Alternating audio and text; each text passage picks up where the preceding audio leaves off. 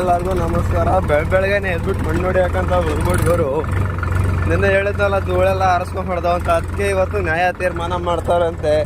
ಇವತ್ತು ಹೊಡೆಯಂಗಿಲ್ಲ ಹೋಗ್ರಪ್ಪ ಅಂದ್ರು ಅದಕ್ಕೆ ಹೋಯ್ತಾ ಇದೀವಿ. ಎಲ್ಲ ಗಾಡಿಗಳು ಎಲ್ಲ ಇನ್ನೂ ಅಲ್ಲೇ ನಿಂತವ್ರೆ, ಬರ್ತಾರೀಗ. ಇನ್ನೇನು ಇಲ್ಲ, ಬೆಳಗ್ಗೆನೆ ಎದ್ದು ಬಂದಿಗೆ ಹೋಯ್ತಾ ಇರೋದು ಅಷ್ಟೇ ಕೆಲಸ.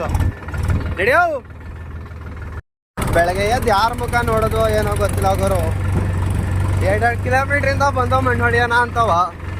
ಇಲ್ಲಿ ನೋಡ್ರಿ, ಈಗ ಒಂದು ಕಡೆಯಿಂದ ಎಲ್ಲ ಬತ್ತ ಕೂತವ್ರೀಗ. ಏನು ನ್ಯಾಯ ತೀರ್ಮಾನ ಮಾಡಿದ್ರಲ್ಲ ಅದಂತೂ ಗೊತ್ತಿಲ್ಲ.